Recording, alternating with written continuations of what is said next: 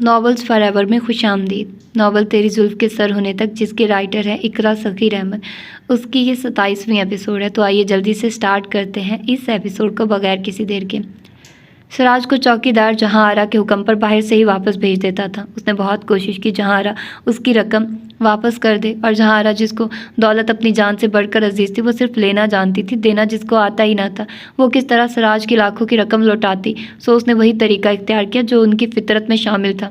ادھر سراج بھی کوئی معمولی اور کمزور آدمی نہ تھا۔ ایک عرصہ اس نے جہاں آرا کے ساتھ کام کیا تھا، وہ اس کے تمام ہتھکنڈوں سے واقف تھا، مگر اس کی چکنی چپڑی باتوں میں آ کر رقم اس کے پاس رکھواتے وقت یہ نہ سوچا تھا کہ وہ اس سے بھی دغا کر جائے گی۔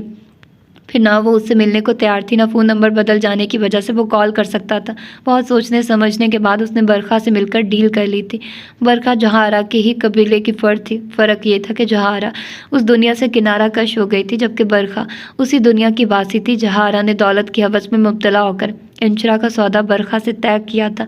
کچھ قسمت کی یاوری تھی جب جاتے ہوئے سراج اور ساتھی پکڑے گئے تھے اور اس کو ادھورے منصوبے کے ساتھ لوٹنا پڑا تھا، اور جہاں آرا نے اسی خیال سے سراج سے کوئی رابطہ نہ رکھا تھا کہ ایک تو وہ قتل کے جرم میں جیل گیا تھا۔ ان کا خیال تھا جب کوئی پوچھنے والا نہیں ہوگا تو سراج کو سزائے موت لازمی ہوگی، اس طرح اس کے وجود سے جان بھی چھوٹ جائے گی، رقم بھی نہیں دینی پڑے گی۔ لیکن تقدیر کا قلم اس کی مرضی سے چلتا ہے، کسی کی سوچ سے نہیں۔ سراج نہ صرف زندہ لوٹا ہے بلکہ اس کی مکاری اور بے حسی پر برکھا سے رابطہ کر لیا تھا اور سیدھا اس کو لے کر وہاں پہنچ گیا تھا۔ میں نے تمہیں منع بھی کیا تھا وہ خبیث آدمی یہاں پھر نہ آنے پائے، اور تم اس کا پیغام لے کر آ رہے ہو۔ لگتا ہے تمہارے چمڑے میں بھس بھرنا پڑے گا۔ وہ چوکیدار کو خون خوار نظروں سے دیکھتی ہوئی گھر آئی۔ میڈم، میں اس کی گاڑی کو یہاں سے گزرنے بھی نہیں دیتا ہوں، اور آج ایک خاتون ساتھ ہے، وہ آپ سے ملنا چاہتی ہیں۔ خاتون ساتھ ہیں؟ اوہ، کیا نام بتایا اس نے؟ وہ خاتون کے ذکر پر اس طرح اچھلی گویا کسی بچھو نے ڈنک مارا۔ برکھا میڈم نام ہے ان کا، وہ مؤدبانہ لہجے میں بولا۔ برکھا؟ وہ انشرا اور بالی کے کمروں کے بند دروازے دیکھتی ہوئی باہر آئی۔ کار سے ٹیک لگا ایک کاہی رنگ کی سنہری بارڈر والی ساڑی میں گہری لپسٹک اور پھیلے ہوئے کاجل میں آنکھیں مٹکاتی اس کے چہرے پر خوبصورت مسکراہٹ معنی خیزی میں بدل گئی تھی۔ نمک حرام، حرام خور، تو نے اپنا وعدہ توڑ دیا نا آخر۔ برکھا کے برابر میں کھڑے سراج کو غیظ و غضب میں تھپڑ مارنا چاہا۔ کیوں اتنا بھاؤ کھا رہی ہو؟ تم جیسے لوگوں کے لیے وعدے توڑنے کے لیے ہی ہوتے ہیں۔ تم نے بھی مجھ سے وعدہ کیا تھا لڑکی کو لانے کا، پھر کیا ہوا تیرے وعدے کا؟ تو کیا سمجھ رہی تھی میرے ہاتھ نہیں آئے گی؟ برکھا نے آگے بڑھ کر جہاں آرا کا ہاتھ چٹکتے ہوئے طنزیہ کہا۔ تم ابھی اور اسی وقت یہاں سے چلی جاؤ، میں سراج کو کال پر بتا دوں گی کہ کہاں ملنا ہے۔ تم فوراً نکل جاؤ یہاں سے، ابھی اور اسی وقت۔ جہاں آرا کو خوف تھا بالی یا انشرا میں سے کوئی یہاں نہ آ جائے۔ اگست کا آخری ہفتہ رواں دواں تھا۔ پورے ماہ موسم بھیگا بھیگا رہا تھا۔ پرسوں سودا کی مایو تھی جس کے لیے اس نے بہترین والا بینکویٹ بک کیا تھا، اور شادی کے لیے اس سے بھی زبردست بینکویٹ بک کرا چکا تھا کہ شادی میں مہمانوں کی تعداد وسیع تر تھی، اور وہ چاہتا تھا کہ یہ شادی اتنے شاندار و اعلیٰ پیمانے پر ہو کہ لوگ مدتوں اس شاندار شادی کی مثالیں دیں۔ وہ سودا کی تمام محرومیوں کو ازالہ کر دینا چاہتا تھا۔ آج وہ سارے انتظامات فائنل کر کے آیا تھا، ایک ایک چیز کا خود جائزہ لیا تھا اور مطمئن ہو کر گھر آ گیا تھا، جہاں تایا تائی اور صوفیہ کو بتا کر اپنے کمرے میں آ گیا تھا۔ سارے دن ذہن کو مصروف رکھا تھا۔ اب کمرے میں آتے ہی پھر سے دل سے نکلنے والا غبار ہر سو پھیلنے لگا تھا۔ وہ خاصی دیر تک دونوں ہاتھوں کو سر کے نیچے رکھے لیٹا چھت کو گھورتا رہا، کسی غیر مرئی نقطے پر نگاہیں جمائے، کسی نئے جہان کی کھوج میں مستغرق تھا۔ نئی دنیا کہاں سے دریافت ہوتی کہ پرانی دنیا کے کھونے کا غم سب پر حاوی تھا۔ دل کو ڈانٹ ڈپٹ کر محبت و پیار سے بہلایا تھا کہ وہ لڑکی جو کبھی روح کی گہرائیوں میں بستی تھی، جس کا حساس حیات کو تراوٹ بخشتا تھا، وہ اب پرائی ہو چکی ہے، کسی اور کی امانت بن گئی ہے۔ اور غیرت مند و بہادر لوگ امانتوں کے محافظ ہوتے ہیں، لٹیرے نہیں۔ دل بھی اسی کا تھا، غیرت مند اور جری بہادر۔ خیانت کسی طور پر ممکن نہ تھی، البتہ یہ ضرور ہوا تھا کہ دل پھر صرف دل بن گیا تھا، سانسوں کی ڈور کو سنبھالنے والا ایک گوشت کا لوتھڑا، جہاں جذبات و امنگ ترنگ کا کوئی وجود ہی نہیں تھا۔ کچھ دیر بعد وہ اٹھا اور کھڑکی میں کھڑا ہو گیا۔ باہر سرمئی شام ہر سو پھیلی ہوئی تھی، موسم ابر آلود تھا، ٹھنڈی ٹھنڈی ہوائیں چہرے سے ٹکرا کر فرحت بخش احساس دے رہی تھی۔ کچھ دیر قبل ہی رمجھم ہوئی تھی، سرسبز لان دھل دھلا کر نکھر گیا تھا، پھولوں کی دلکشی میں مزید اضافہ ہو گیا تھا۔ ماں اس کی نگاہ جامن کے درخت کے نیچے گر کر بکھرے ہوئے چڑیا کے گھونسلے پر پڑی، اور قریب ہی ادھر ادھر چڑیا پر पड़ी थी, जो चूं चूं करती बड़ी बेबसी से हवा में उड़ते घोंसले के तिनकों को देख रही थी। तेज हवाओं ने जिसका आशियाना ही तिनका तिनका कर डाला था। ज़ैद को भी अपनी हालत उस चिड़िया जैसी ही लगी थी। वो भी बनने से कबल उजड़ने वाले अपने आशियाने को ऐसी ही बेबसी और हसरत से देखा करता था जिस तरह वो चिड़िया देख रही थी। वो बेख्तियारी तौर पर उस चिड़िया को देखे जा रहा था जिसने 2 चक्कर दरख्तों के आगे पीछे लगाए थे, गोया वो किसी की तलाश में हो। वहाँ ज़ैद को लगा शायद उसके बच्चे होंगे जो घोंसले के साथ ज़मीन पर गिरे हों, मगर बच्चों का कहीं दूर दूर तक अता पता न था। ज़ैद ने सोचा वो इस चिड़िया का घोंसला दोबारा बना दे, उसे शाख पर रख दे जहाँ वो अक्सर उस घोंसले को देखा करता था, और मुमकिन हुआ तो उसके बच्चों को भी तलाश करके घोंसले में रख देगा। फवार बंद हो चुकी थी, मगर ज़मीन अभी भी नम थी। सब्ज घास में पानी मोतियों की मानित चमक रहा था। चिड़िया अब भी दरख्त के चक्कर काट रही थी। ज़हन ने पूरे लॉन का जायज़ा लिया। चिड़िया के बच्चे कहीं नहीं थे, दरख्तों पर मौजूद थे। उसे गुमान गुजरा चिड़िया के बच्चे कौवे का लुकमा न बन गए हों। जब भी हल्की हल्की चाप सुनाई दी थी, उसने गर्दन मोड़कर देखा। सुधा हाथों में कोई शय संभाले धीरे धीरे वहाँ आ रही थी। सैयद भाई, आप यहाँ क्या कर रहे हैं? लहजे में ख़ास एतमाद था। तिनके जमा कर रहा हूँ। चिड़िया का घोंसला टूट गया, वो बनाऊँगा। एक अचड़ती हुई निगाह के बाद वो अपने काम में मसरूफ़ हो गया। घोंसला मैंने बना भी लिया है, ये देखिए आप। वो पिंक कलर की बड़ी सी शॉल में मलफूफ थी। जब उसने हाथ बाहर निकाला तो उसमें बड़ी खूबसूरत और तरतीब से बना घोंसला था, और घोंसले में चिड़िया के 3 नौज़ायदा बच्चे जमा मौजूद थे। ये घोंसला तुमने बनाया है? जी, बारिशों में ये घोंसला लाजमी गिरता है।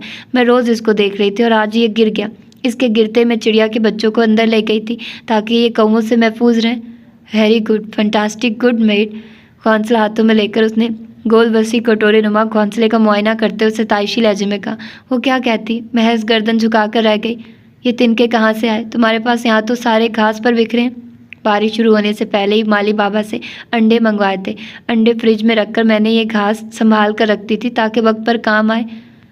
आज काम आ गई तुम्हारे। तुम जाओ, मैं घोंसला रख दूंगा। आप तनहा किस तरह रखेंगे? ये इतना मुश्किल काम नहीं है जो मैं तनहा नहीं कर सकूंगा। हाथ में घोंसला लेकर आप ऊपर किस तरह चढ़ेंगे? घोंसले से बच्चे गिरकर मर भी सकते हैं। और इस चिड़िया को देख रहे हैं आप किस कदर परेशान हो रही है। चिड़िया ने बच्चों को देखकर, और बच्चों ने शायद माँ का लम्स महसूस करके चैं चैं शुरू कर दी थी। खामोश माहौल गुनगुना उठा था। ज़हर दिल में उसकी पुरअतमादी पर हैरान हो रहा था। आप ऊपर चढ़े, मैं घोंसला देती हूँ आपको। उस वक्त न माली बाबा है न वॉचमैन जो मेरी जगह आपकी हेल्प कर सके। चिड़िया बेकरारी से उनके गिर चक्कर लगाने लगी थी। ज़ैद फुर्ती से ऊपर चढ़ा, फिर मुनासिब जगह देखकर उसने घोंसला लिया और रख दिया। चिड़िया उड़ती हुई आई और बच्चों पर फैलाकर बैठ गई थी। एक नज़र उसने ज़ैद को देखा। गालबन वो उसका शुक्रिया अदा कर रही थी। ज़ैद के बेचैनो बेकरार दिल को ताजगी भरी तमानियत मिलती चली गई थी। वो नीचे उतरा तो बड़ा पुरसुकून दिखाई दे रहा था। चिड़िया अपने बच्चों के पास चली गई है। सुधा पेड़ को देखते हुए बोली। हाँ, तुमने देखा नहीं क्या? वो करीब खड़ा निगाहें कतरा रहा था। नहीं, मैं यहाँ से तिनके उठाकर डस्टबिन में डालने चली गई थी, उसने शॉल दुरुस्त करते हुए कहा। वहाँ उसकी निगाह उस तरफ आती इमराना पर पड़ी और उसको अपना सांस बंद होता महसूस हुआ। उन दोनों को करीब देखकर उनकी आंखों से चिंगारियाँ निकल रही थी।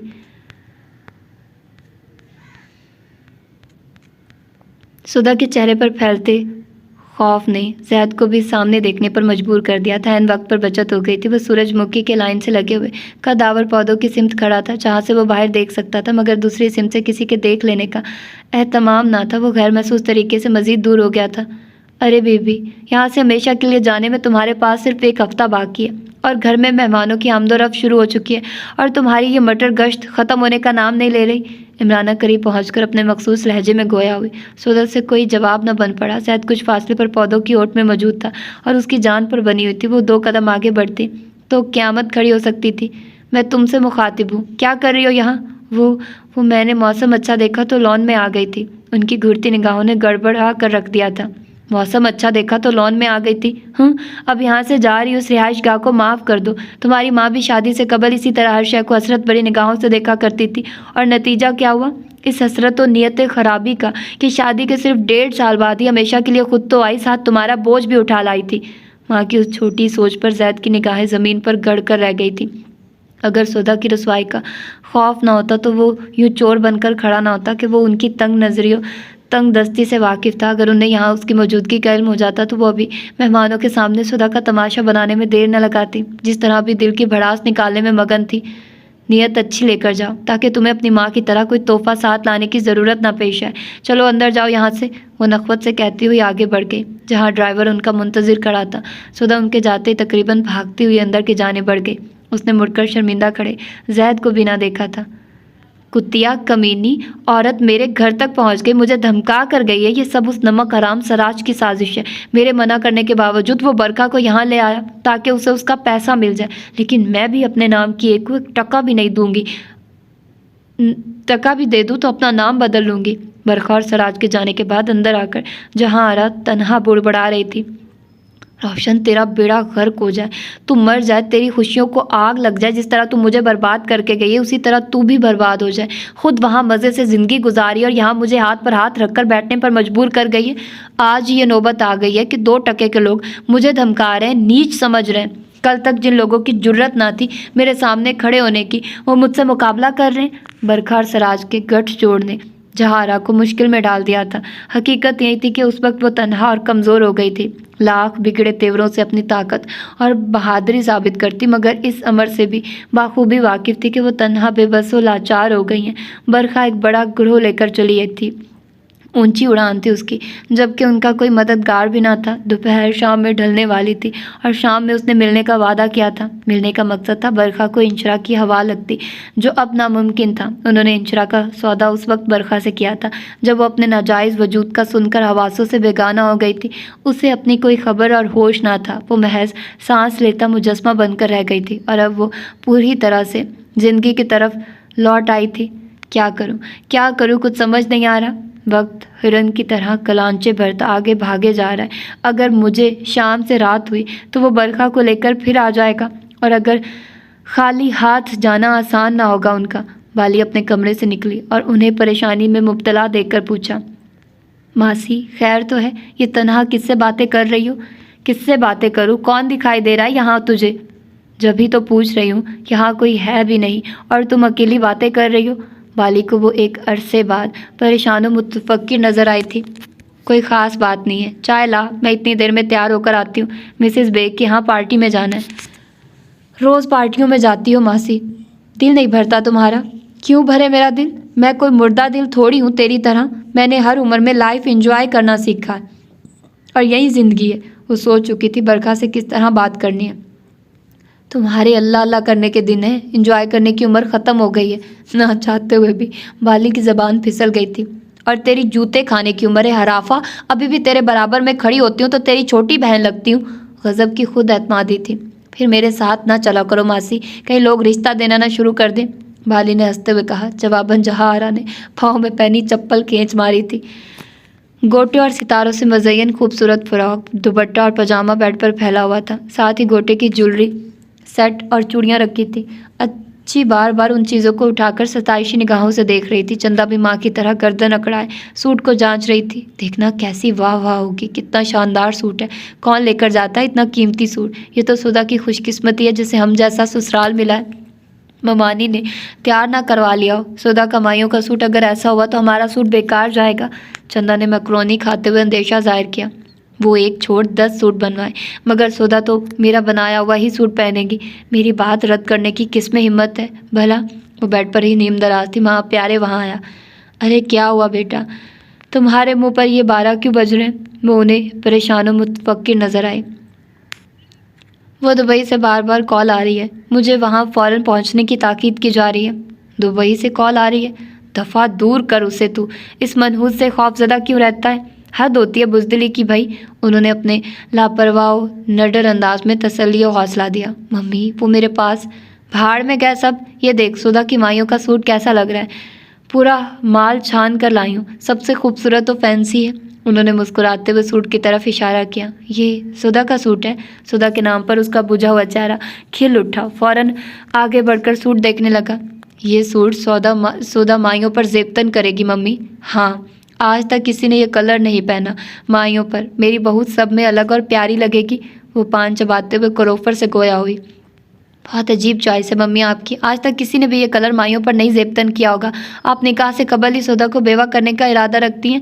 وائٹ کلر کا ڈریس اسے ذرا نہ بھایا. لو بھائی, मम्मी सुबह से निकली, सारा दिन ख्वार करके ये सब लाई और जब से लाई हैं देख देख कर फूले नहीं समा रही और आपने बिना किसी लिहाजो मुरव्वत के रिजेक्ट कर दिया। चंदा को भाई की सुधा के लिए वार्तगी बिल्कुल पसंद न थी, सो जल कर बोली, ठीक कह रही है चंदा, पूरे शॉपिंग मॉल में ऊपर नीचे चक्कर लगा लगा कर मेरी टांगे अकड़ कर रह गई। खूब छान फटक कर पसंद किया और तुम होके बातें सुना रहे हो। वही बात है कि बहुएं ख्वामखाई बदनाम होती हैं, आजकल बेटे ही हाथों से निकले हुए हैं। अच्छी भी बुरा मान गई थी प्यारे मियाँ ने। माँ और बहन के बिगड़े हुए मूड देखे और फिर लजाजत भरे लहजे में गोया हुई, मेरा मकसद आपको हर्ट करना नहीं था। आप खुद ही बताइए, कभी आपने किसी को माइयों पर इस तरह वाइट सूट में देखा है? नहीं देखा, तभी तो ये कलर लाई हूँ ताकि मेरी बहू सबसे जुदा लगे। सारिया के वालिदैन वर्ल्ड टूर के बाद वापस आ गए थे। उसके वालिद तनवीर और माँ समरा की तिली ख्वाहिश थी कि नौफल और सारिया को शादी के बंधन में बंधे देखें और फिर वो इसी मकसद के तहत तो उसे यहाँ छोड़कर गए थे। सारिया नौफल को अपनी मोहब्बत से असीर कर लेगी। बेटी के हुस्न और जहानत पर उन्हें अजहद यकीन था, लेकिन नौफल की सर्द मोरी और इनकार ने उनके ख्वाबों को आग लगा दी थी। सारिया माँ को हर बात से आगाह रखे हुए थी और सारिया का एक बार नहीं बार बार रिजेक्ट होना तनवीर और समरा को सख्त बुरा लगा था। उन्होंने आते ही सबसे पहले यूसुफ साहब से गिला किया, इतने रोशन ख्याल और समझदार होने के बावजूद आप मुझसे किस तरह ये तवक्को कर सकते हैं कि मैं नौफल को प्रेशराइज करूं सारिया से शादी के लिए?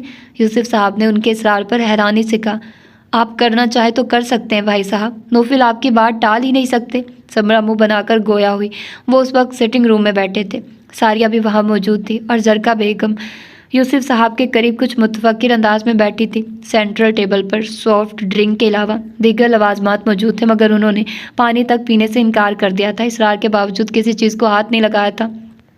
भाभी, आपकी बात दुरुस्त है, नौफल मेरी बात से इनकार नहीं करता। मेरे और जरका के होंठों से निकलने वाली हर बात उसके लिए हुक्म का दर्जा रखती है, मगर शादी एक ऐसा ताल्लुक और रिश्ता है जो दिल और मर्जी का ताबे होता है। हम किस तरह से उसे फोर्स कर सकते हैं ऐसे बंधन को बांधने के लिए जिसमें उसकी खुशी और मर्जी शामिल ना हो? अगर सारिया की जगह आपकी कोई बेटी होती तो फिर भी आप यही दलील देते? मेरी बेटी, उनके दिल के ज़ख्म को फिर चीरा लगा था। हाँ, आपकी बेटी होती तो फिर भी आप नौफल की मर्जी और खुशी को ही मलहूज़े खातिर रखते, ज़रा अपनी ना चलाते, उसे फोर्स ना करते। तनवीर ने भी बीवी का साथ देते हुए कहा, सारिया हमारी ही बेटी है। जो फैसला सारिया के लिए हुआ है वही फैसला तब भी होता। ज़बरदस्ती बेटियां मुसल्लित नहीं की जाती किसी पर भी। मेरी अना का मसला है अब तो। अगर नौफल ने मेरी बेटी से शादी नहीं की तो वो फिर किसी और से भी शादी करने का लायक नहीं रहेगा। किसी तूफान की मानित वो बुपरे थे और इस तरह आता नौफल उनकी धमकी सुन चुका था। क्या करेंगे आप? वो धीमे और सर्द लहजे में गोया हुआ। उसे देखकर सारिया घबराकर खड़ी हो गई। चेहरे के रंग समरा और तनवीर के भी उड़े थे, मगर यूसुफ साहब और जरका बेगम की मौजूदगी उनके लिए ढाढ़स बन गई थी। वो उसी तरह अकड़ी गर्दन से बोले, तुमने मेरी बेटी की मोहब्बत की इंसल्ट की, उसे ठुकराया शादी से इनकार करके। तुम्हें क्या मालूम बेटी के ठुकराए जाने की तजलील कितनी शदीद होती है? तुम्हारी कोई बहन होती या फिर तुम्हें इस दर्द का एहसास होता जिस तकलीफ से तुमने हमें और हमारी बेटी को दो चार किया है? मैंने कब वादे किए थे आपसे और आपकी बेटी से शादी के? उसके नर्मो धीमे लहजे में सर्द मोरियों नापसंदीदगी शिद्दत से आया थी जो उन तीनों को अजियत से दो चार कर गई थी। जरका बेगम ने कुछ कहना चाहा, मगर उन्हें यूसुफ साहब ने आंख के इशारे से खामोश रहने का कहा। दरअसल ये मामला शवाना के हवाले से अहमियत का हामिल था। तनवीर और नौफल का जो ताल्लुक था वो मामू और भांजे का था। अगर शवाना अच्छी और बावफा औरत होती तो उनका ये रिश्ता बहुत मजबूत और खूबसूरत होना था। वादों की ज़रूरत भी क्या थी? तुम मेरी बहन के बेटे हो, मेरा पूरा पूरा हक है तुम पर। फिर सारिया खूबसूरत हो, हर लिहाज से मुकम्मल लड़की है। मेरी बेटी को कोई रिश्तों की कमी नहीं। हज़ारों लोग मेरी बेटी से रिश्ता जोड़ना चाहते हैं, फ़ख्र महसूस करते हैं, मगर हम चाहते हैं शवाना की बेअक्ली की वजह से जो हमारे ख़ानदानों में खलीज हाइल हुई है, इस खलीज को सारिया यहाँ की बहू बनकर दूर कर दे। खावंद की बात काट कर समरा ने बात संभाली। बस क्या करे, शवाना से भी बेअक्ली हो गई थी। बेअक्ली नहीं, बद चलनी कहिए, बद किरदार और बेहया कहिए। कहते हुए उसकी आंखों में नमी चमक उठी थी। गुड, वेरी गुड, तनवीर ने तंजन तालियां बजाई। बद चलन, बद किरदार, बेहया, जिस औरत को कह रहे हो वो बदकिस्मती से तुम्हारी माँ है। एक ऐसी औरत की औलाद कहलाकर तुम खुद को किस बिना पर शरीफ व नेक बाहया किरदार साबित कर सकते हो? तनवीर भाई, आप मेहमान बनकर आए और आदाब मेज़बानी ने मेरा दामन थामा हुआ है। मैं नहीं चाहता आपकी कड़वी बातें मुझे लिहाज मुरव्वत से बेबहरा कर दे और मैं वो कर बैठूं जो हमारे दरमियान नए तनाज़ात को जन्म दे। बेहतर होगा तहम्मुल व बुर्दबारी का मुजाहरा करें। खासी देर से सब्र बर्दाश्त का दामन थामे यूसुफ साहब खड़े होकर गोया हुए। उनके साथ ही सब खड़े हो गए थे। ارے کیسا تحمل، کیسی بردباری، اس لڑکے نے میرا دماغ خراب کر دیا ہے، کیسی باتیں کر رہا اپنی ماں کے حوالے سے، کوئی بیٹا اس قدر بے غیرت بھی ہو سکتا ہے، میں سوچ بھی نہیں سکتا تھا۔ وہ بات کو طول دینے کی ٹھان چکے تھے سو کف اڑاتے ہوئے بولے، بھائی صاحب، جب ماں بے عزتی و بے شرمی کو شعار بنا کر بیٹے کی موجودگی میں بھی ناجائز تعلقات قائم رکھے تو کون غیرت مند بیٹا ایسی عورت کو ماں کہے گا؟ کس طرح وہ عزت کرے گا؟ زرکا بیگم بھی نوفل پر بے جواز حملے برداشت نہیں کر سکی۔ آپ لوگ ابھی اور اسی وقت تشریف لے جا سکتے ہیں، میں ایسے لوگوں کو لمحہ بھر برداشت نہیں کروں گی جو میرے بیٹے پر بلا وجہ انگلی اٹھائیں۔ زرکا بیگم نے سخت لہجے میں ان تینوں کی طرف دیکھتے ہوئے کہا اور پھر نوفل کا ہاتھ پکڑ کر وہاں سے پروقار انداز میں چلی گئی۔ ڈیڈی، میں یہاں سے نہیں جاؤں گی۔ ان کے جاتے ہی ساریہ روتے ہوئے ضدی انداز میں گویا ہوئی۔ ساریہ بی بریو، یہ بات تو پتھر کی لکیر بن گئی، اگر وہ کمبخت تمہارا نہیں ہے تو پھر کسی کا بھی نہیں، اور نہ ہو سکتا ہے۔ ہری اب۔ وہ تینوں وہاں سے نکل گئے۔ وہاں تنہا کھڑے یوسف صاحب سوچ رہے تھے، اکرما نے ایک غلط عورت کا انتخاب کیا تھا اور اس غلط عورت کی غلطیاں نسلوں کو بھگتنی تھی۔ سو نائس آف یو، آپ نے مائدہ کی سیکنڈ مدر کو ایکسیپٹ کر کے اپنے گریٹ ہونے کا ثبوت دیا ہے۔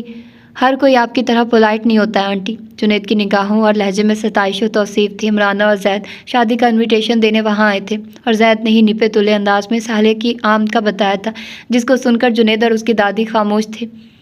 ریلی عمرانہ، آپ نے بہت کھلے دل و اعلیٰ اخلاق کا مظاہرہ کیا ہے، میں آپ کی اعلیٰ ضرب سے بے حد متاثر ہوں۔ عورت اگر اپنی انا و جذبات پر دسترس حاصل کر لے تو عزت و توقیر کے معراج حاصل کر لیتی ہے، اور عورت کی اہلیت ثابت ہی یہاں ہوتی ہے۔ جنید کی دادی نے ان کے شانے پر ہاتھ رکھ کر اپنائیت سے کہا۔ عمرانہ جواباً خاموش رہی۔ ہونے والے داماد اور دادی کے تعریفی و ستائشی جملوں نے ان کے اندر فخر و امتساط پیدا کر دیا تھا۔ مائدہ کی باتیں بالکل صحیح ثابت ہو رہی ہیں، ابھی وہ چڑیل گھر آئی بھی نہیں اور میری واہ واہ ہونے لگی ہے۔ بعد میں مزید مجھے سراہا جائے گا اور پھر میں عروہ کو بتاؤں گی کہ میں کتنے بڑے دل کی مالک ہوں۔ وہ تصور میں عروہ کی اتری ہوئی صورت سے مخاطب تھی، جبکہ دادی ان کے خیالوں سے بے خبر کہہ رہی تھی، میں جانتی ہوں ایک عورت کے لیے سوکن کا دکھ کتنا بڑا ہوتا ہے، پل میں مرنا اور پل میں جینا ہوتا ہے۔ آپ ایک کڑے امتحان سے گزری ہیں۔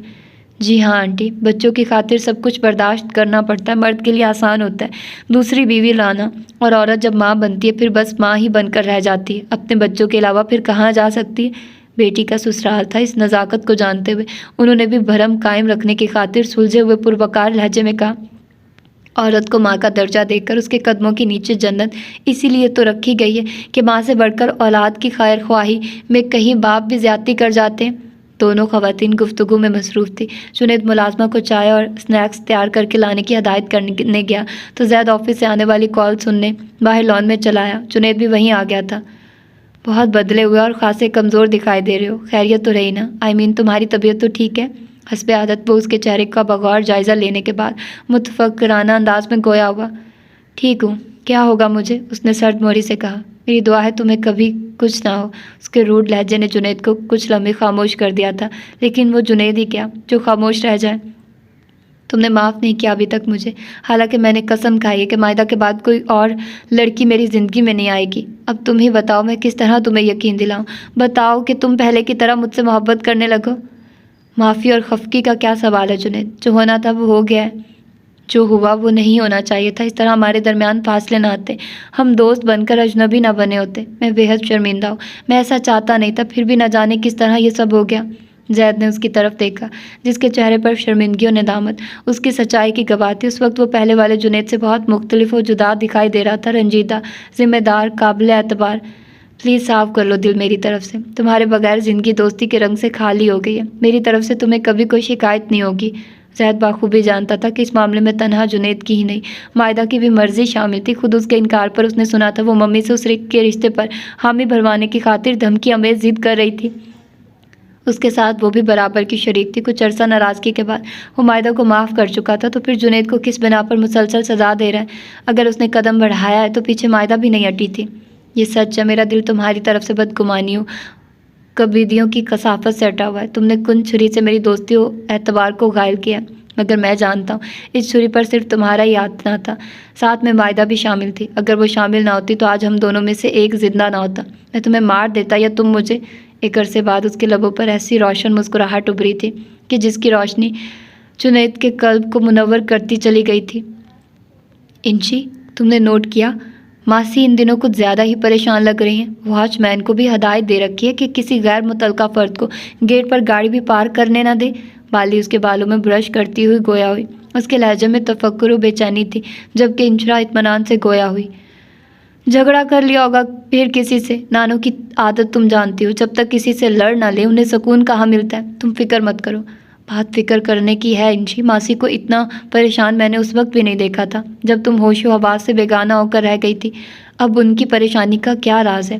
لیکن کوئی نہ کوئی بات ضرور ہے.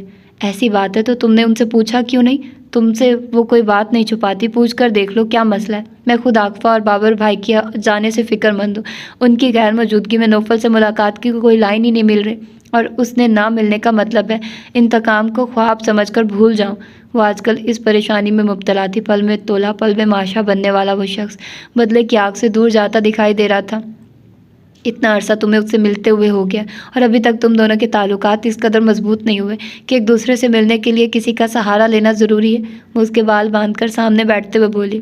بتایا تو تھا تمہیں کہ وہ بہت عجیب آدمی ہے. سیدھا چلتے چلتے پٹری سے اتر جاتا ہے.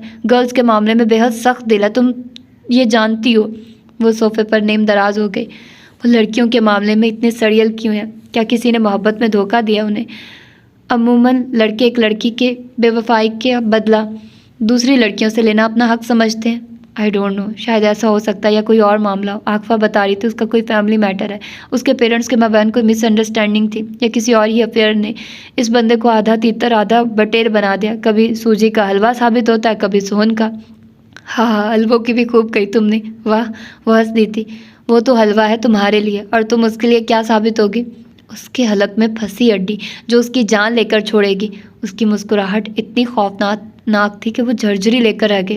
ایسی باتیں تمہارے منہ سے اچھی نہیں لگتی انشی. ضروری نہیں ہے منہ ہر بات سے اچھی نکالے. اچھی باتیں اچھے لوگوں کے لیے اور بری باتیں برے لوگوں کے لیے ہوتی ہیں. کسی کی برائی کی سزا کسی بے قصور کو دینا ظلم و بے رحمی ہے. تم یہ بات کہہ سکتی ہو, بلکہ ہر کوئی یہ بات کہہ سکتا ہے جو میری طرح اس آگ میں جل نہیں رہا, کیونکہ دوسروں کو نصیحت کرنا بہت آسان ہوتا ہے. وہ اپنی ذات کی نفی کیے جانے کی تکلیف میں مبتلا تھی. تمہارا اور میرا دکھ ایک سا ہے. میرے ناکارہ وجود کو کچرا سمجھ کر کچرے پر ہی پھینک دیا گیا اور میں اپنے پیدا کرنے والوں سے ناواقف ہوں. تم اس معاملے میں خوش نصیب ہو کہ تمہیں اپنی جڑوں کی خبر ہے. پالی بھی رد کیے جانے کا درد لے کر جی رہی تھی. خوش نصیب ہوں. لعنت بھیجتی ہوں میں ایسی خوش نصیبی پر جو ہر وقت رد کیے جانے کے دکھ میں مبتلا رکھے انسان کو, جو نہ سکون سے جی سکے نہ مر سکے. اس کے خوبصورت چہرے پر کبیدگی تھی. بالی نے اس کی طرف دیکھا اور سرد آ بھری. اس کا مزاج بالکل بدل گیا تھا. آگاہی ایک اذیت ہے, ایک کرب مسلسل ہے جو اس کا شکار بنتا ہے. وہ مرغے بسمل کی مانند تڑپتا ہی رہتا ہے. تم نانو سے معلوم کرو کیا پرابلم ہے ان کو. مجھے تو وہ کبھی نہیں بتائیں گی کچھ بھی. انشرا کو بھی اپنے رویے کی تلخی کا احساس ہوا تو وہ نرمی سے گویا ہوئی. ابھی وہ کہیں جانے کی تیاری کر رہی تھی. اب تو چلی گئی ہوں گی. میرا موڈ جانے چاہے کا ہے. تمہارے لیے بھی لاؤں؟ بالی اٹھ کھڑی ہوئی. عاقفہ نے مجھے بھی چائے کی لت لگا دی ہے. لے آؤ میرے لیے بھی. اچھا ہے, کوئی تو اچھی عادت عاقفہ نے ڈالی.